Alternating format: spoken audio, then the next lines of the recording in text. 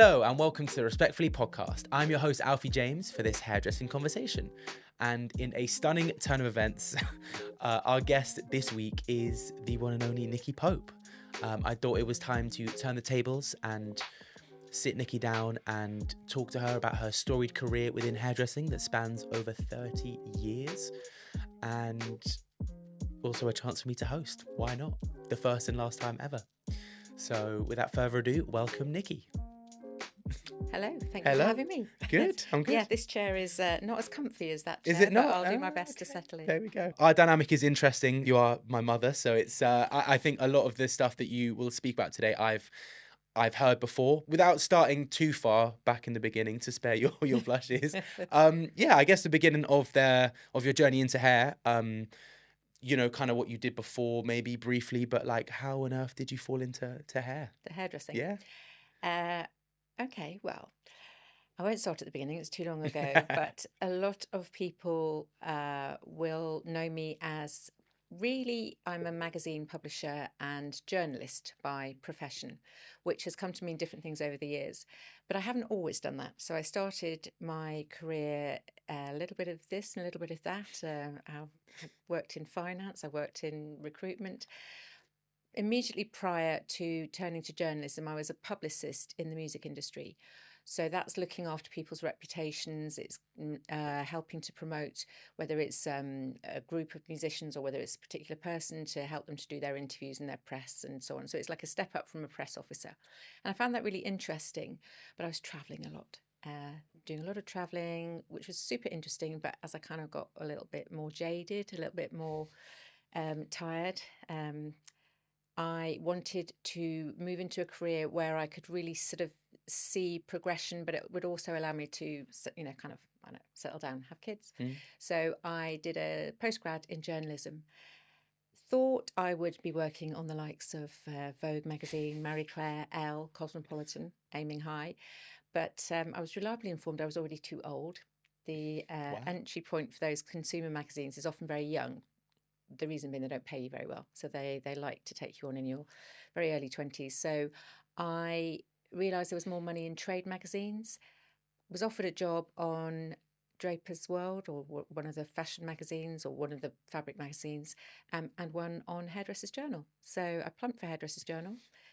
That was in the 90s. And wow. Yeah, that's kind of it.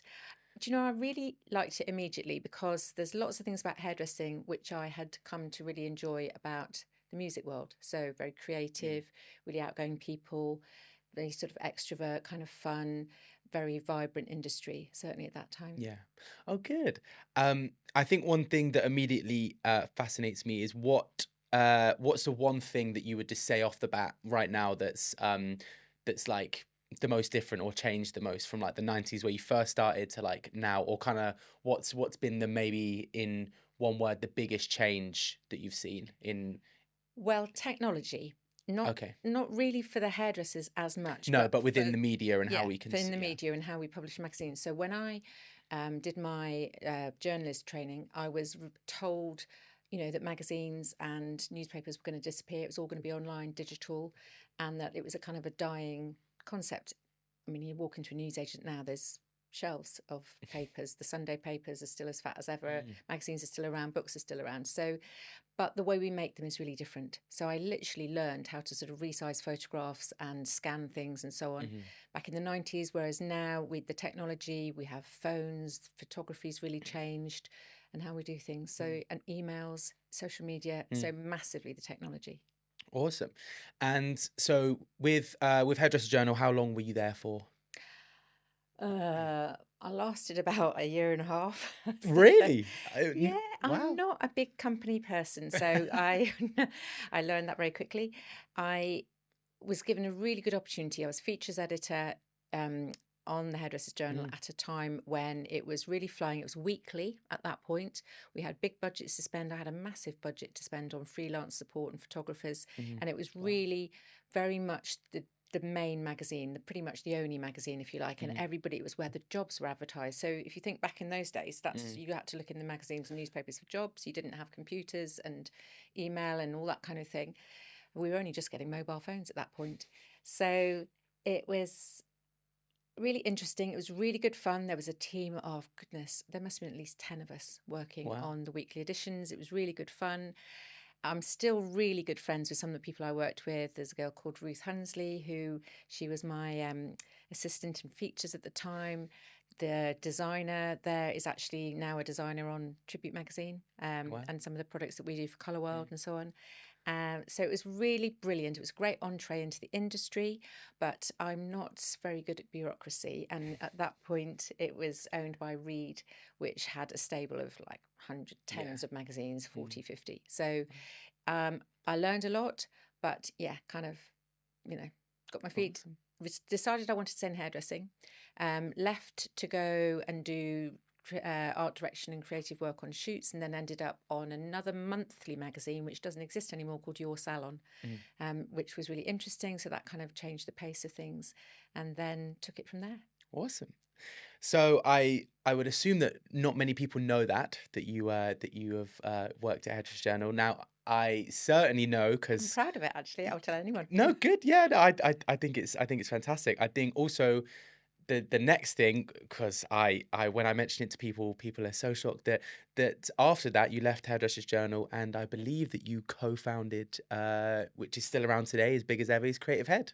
Yeah. Which yeah is I mean I say it to people because I can't believe that I know you're humble about it, but you are a serial founder of, of Founder things. I magazines. like starting things. so When I came into magazine journalism, I had worked in several industries, and I had worked in marketing, and I'd worked in professional industries, and I had a business acumen. And I found it really interesting that often the editorial departments of magazines didn't speak to the sales departments. There was no synergy. mhm, So I had that sort of business acumen, really liked the industry, and could see that there was scope for something that could be very dynamic, quite fast moving, mhm, monthly rather than weekly, mhm, but also very artistically led. So at that time in hairdressing, the industry was really getting to grips with photography. So photography, not just as in haircut, styling, what we call fashion photography, but also how to photograph your salons more beautifully, products. So just the photography as the shop window for hairdressing was getting a lot better.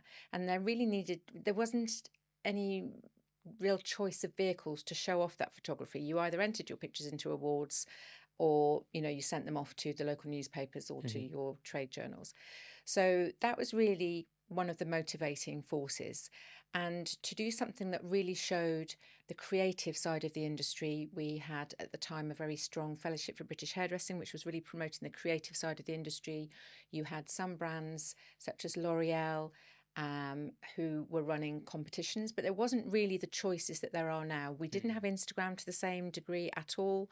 We had Facebook, but it was really about another platform where you could really show off beautiful photography that was like full size photographs. So You obviously had the business acumen, as you said, and you felt like you had enough knowledge to go off and create your own sort of thing. What was the biggest challenge that you think you faced in those 3 or 4 years? it's often a problem for any business is how you scale. So it's like you start something at a certain size and it's manageable, and then inevitably, as success comes, you kind of your need to get bigger, you need to share things, you need to delegate. Mm. And I think that that's quite often the real challenge for a Did it business. shoot too quickly? Like it was, and you kind of grew too quickly than more quicker than you thought. Sorry, or No, I don't think so. I think you just have to get going. You just have to take a risk and start, and then you just learn about yourselves. You yeah. learn about what it is that you want to do. Mm. You learn what the industry wants to do.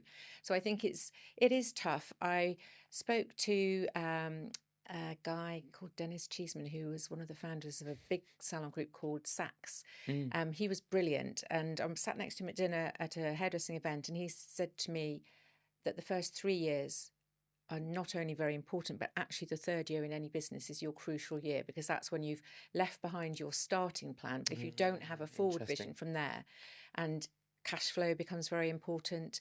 So when you start, often, certainly I found people were very supportive and really keen to help. And I think there's this willingness in hairdressing to, help people get started.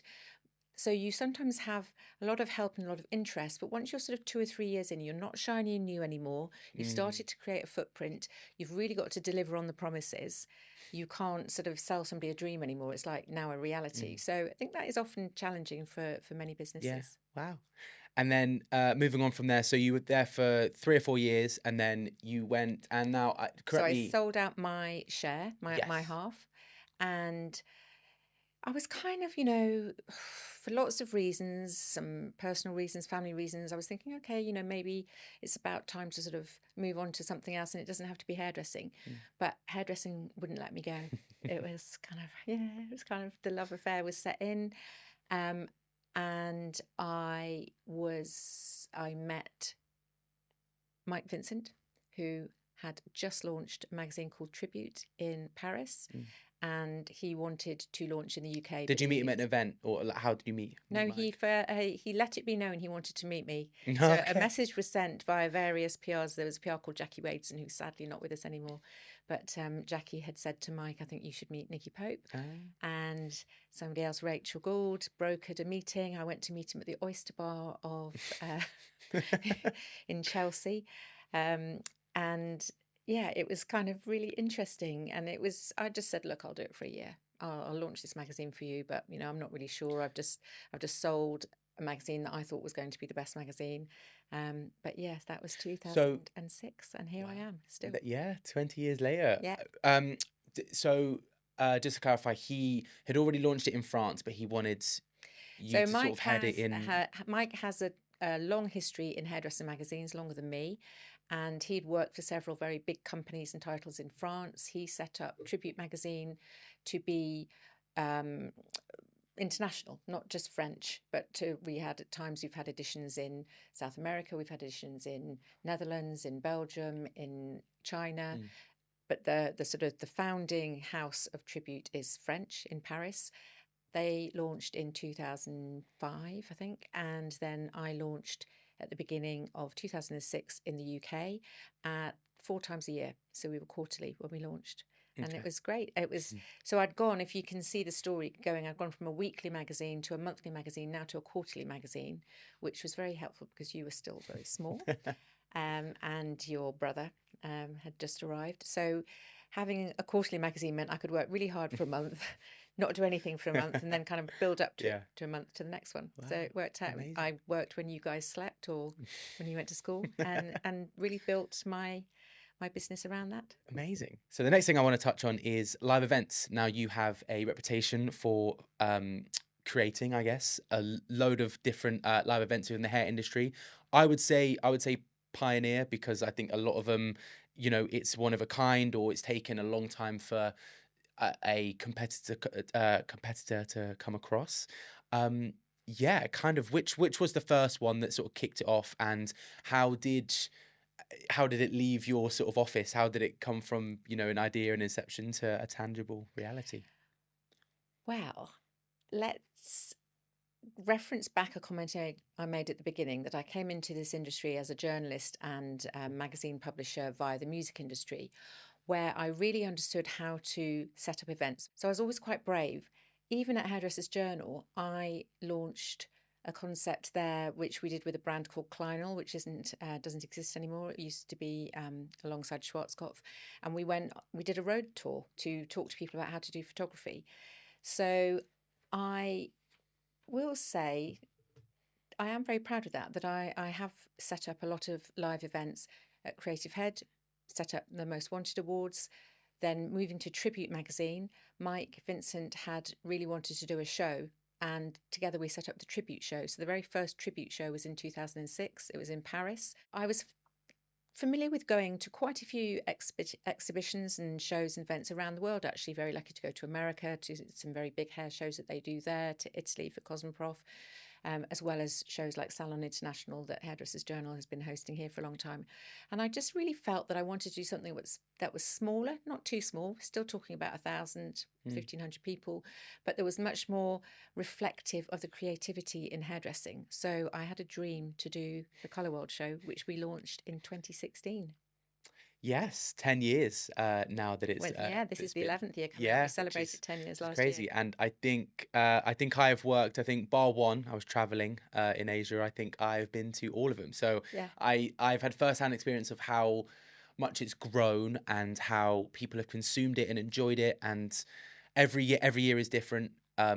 We've had a multitude of different venues, and I think you keep it always fresh and exciting. And yeah, I mean, it's taken a long time for another event to come along, anything like it really. I think especially for colorists, which is the big thing, is that it celebrates colorists and colorists only. Yeah, so at the And time there was very little around for colourists in particular. L'Oreal had the colour trophy. Wella started their own colour competition. Aveda had one for a short time. Goldwell has them. But there was nothing that was really an event focused on colour. So I really wanted to do that. I had seen it done in other countries. I'd seen an American show. I'd been to Miami back in the 1990s. To see a show there. So I drew on those experiences, but we needed to get the right venue. So it took a while. I started it with the help of some really good people who are still alongside me today. The production company that I work with a lot were absolutely brilliant.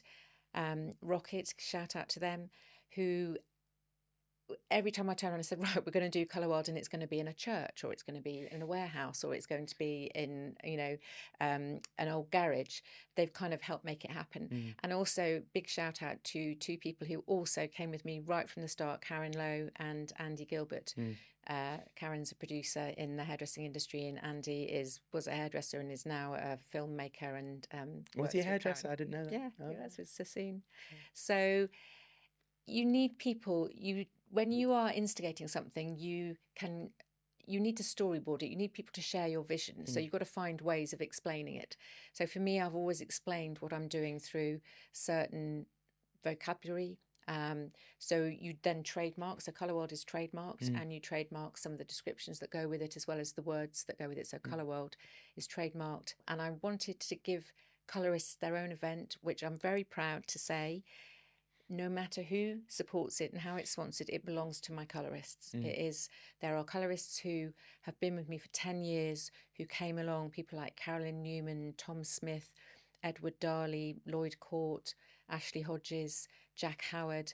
These people who came the first year because I phoned them up and said, please come, please make this happen, let's do it. So they come for the love of it. And my gift to the colorists is that I will never let it be bought. We won't sell our soul. It really is their event. You'll see more colorists there, more independent colorists than you will ever see brands. I think it's really a point that really is the antithesis of that is the most recent Colour World just gone. All the names that you mentioned were Colour Titans, as we call them, and they were they were literally at the entrance. Sort of anyone could meet and greet them, and like you said, talk to them on eye level. And I think that's really, like you said, really unique. I think any other event, they'd be on a stage or on a big couch with microphones, and you're like 10 feet away from us. So I think that is No, you can come to Colour World and you will meet people. You'll be on the level. We have people coming who aren't necessarily known for their colour work. The likes of Errol Douglas is always there. Yes. It's just lovely to have that camaraderie. Zoe Owen, Heffy Wheeler. You can really meet your heroes, if you like. Yes. So that was went really well. And other live events that we then instigated, Hair Club Live. I was very pleased to be It's a really cool one. A founding member of the company Hair Club Live. So it was an idea. A man called Dom Lehane, a hairdresser, had the vision. So he'd set up a website, and he started that at a time when we didn't really have a lot of Instagram for hairdressers. It was really like, where can you get your work shown off? So Dom had a vision of how he could build a community of hairdressers. He called it Hair Club Live, and he had a website which was showing off people's photography. And Mike and I joined forces with Dom to found the company Hair Club Live to really make it live, because that's what it was missing. It wasn't actually out there. So together we launched the sort of 10 minutes in the spotlight to show us what you can do concept. We just took Hair Club Live to pubs and clubs and venues around the country. And in 2015, 2016, 2017, we were literally on tour. It was like being part of a band. I think it's about tapping into what people are looking for at the time and what is missing. You don't have to invent something completely new, but you can take a concept and you can reshape it. So that was that. And of course, now we have the lab sessions and the lab evenings. Yeah, which is a lot more educational, right? So I mean, you'll explain it better than me, but it's I think it's a very nice in between, right? And it's sort of it's a lot more frequent, right? It's So the lab evenings, lab stands for Learn About, and we've been doing this since 2018. We have been taking, you have your best chats in the pub. So let's go to the pub for a chat. Hairdressers listen to each other more than they'll ever listen to any educator or brand or journalist. So let's put hairdressers in the pub, having a chat, sharing stuff with each other. So that was really about, and it's building community and network, which is what everybody loves. You're a hairdresser for a reason. You're a hairdresser because you love people and you love talking and sharing and learning. But also, we started it off very much being a bit like TED Talks, where you could have 10 minutes platform to share your passion for something. Again, leaning into what we need at the moment. We need more education. We need more business education. So we now have the Learn About sessions where we have 4 speakers and then we have an open debate. So we have an evening where still in the pub, bars open, it's very friendly.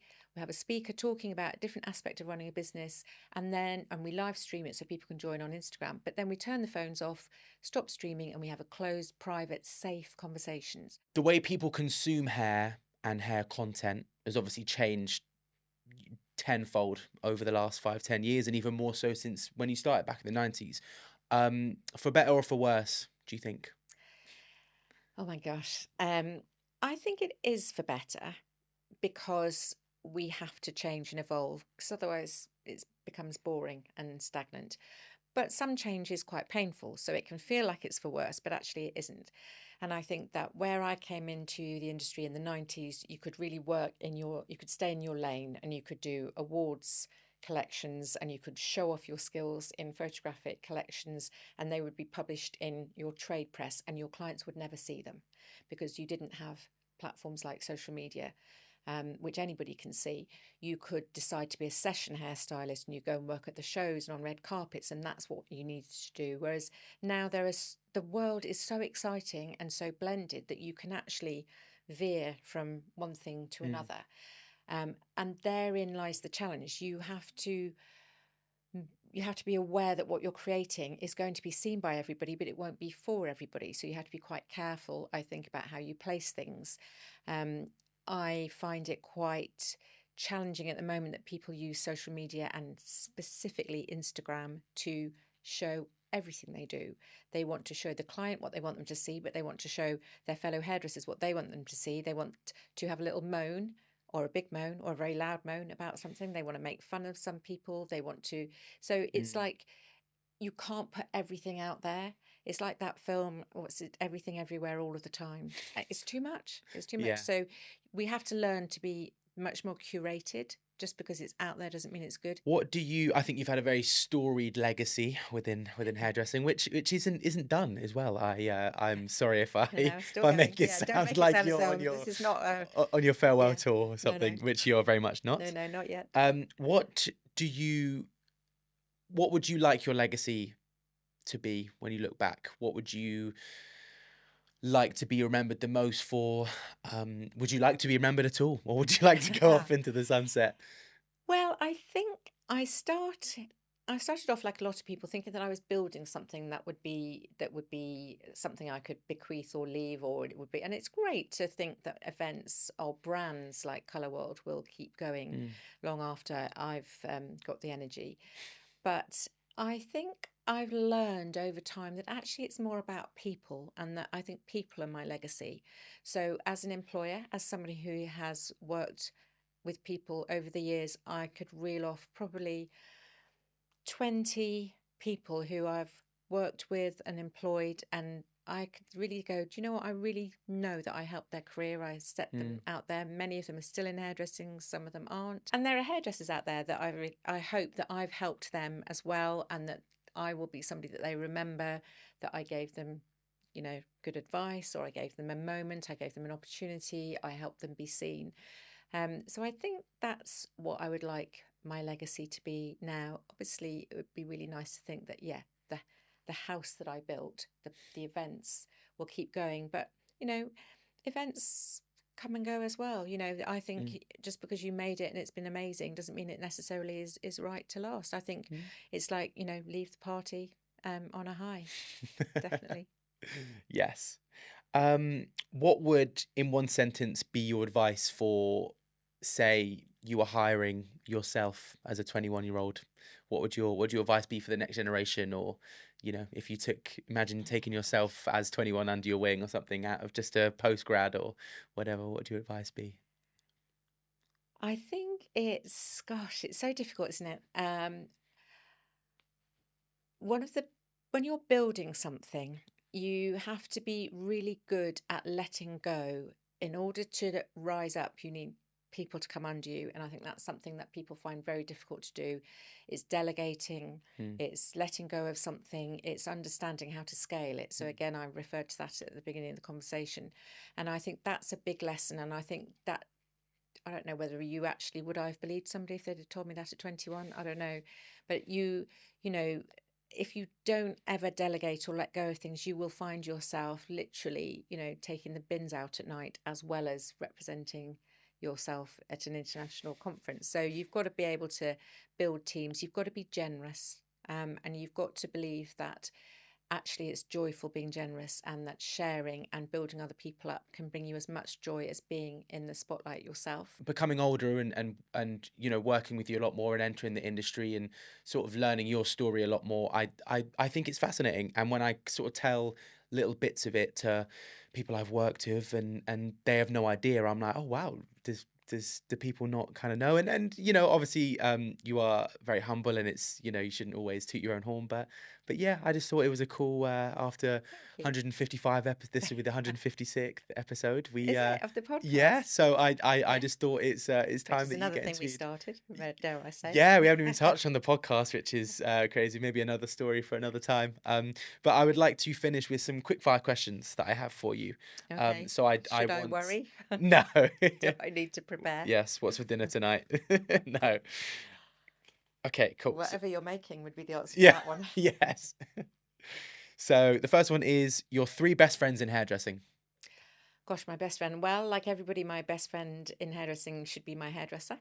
So Charlotte Cave, who has been taking care of this for quite Great some answer. time. So yeah, she's a really good best friend. I think if my team aside, because obviously that is really important to me, Mike Vincent, I have learned so much from him. So the French publisher of Tribute Magazine, we've worked together now for 20 years, and yeah, I don't see him as often, and I don't speak to him as often, but really close. He kind of gets me. And then the third best friend in hairdressing, I would say there have been so many people who've really looked after me, but the women in hairdressing.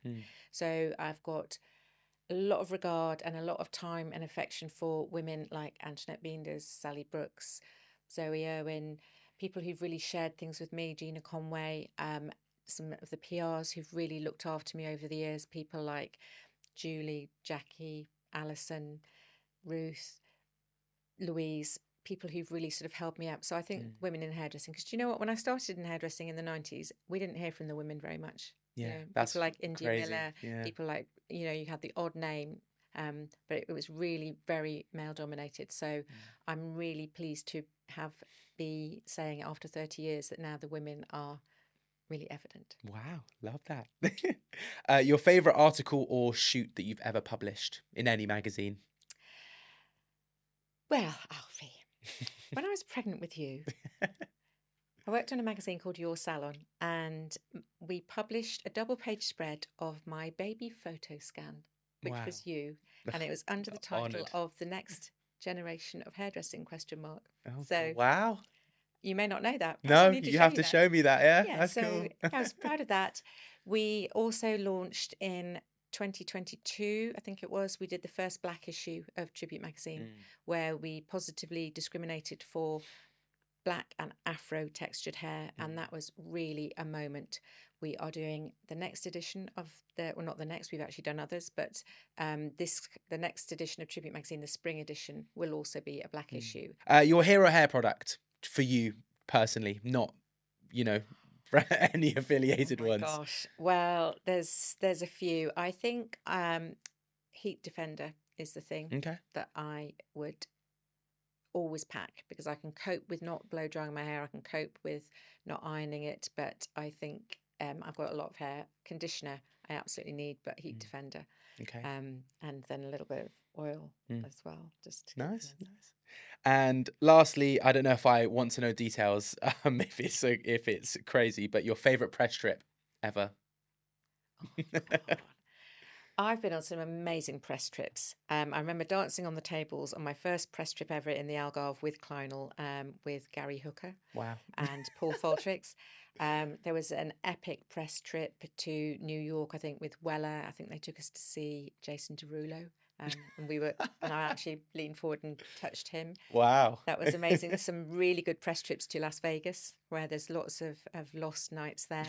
I think I've been in warehouses in Toronto holding up the ceiling like we can't hold it no longer with Goldwell. So yeah, actually just too many. Do you know what, Alfie? I think I make every press trip fly. I love that. Can't wait for my first. It's going to be great. Thank you very much. Awesome. Thank you very much. Appreciate it. So what is for dinner? Good point. It's your turn. Oh, is it? Yeah, brilliant. Thank you so much to my guest, Nicky, for this week's hairdressing conversation. If you like what you heard, then you can browse our extensive library on Spotify, Apple, Acast, wherever you listen to your podcast on any streaming platform, as well as YouTube and our Instagram. Until next time, goodbye.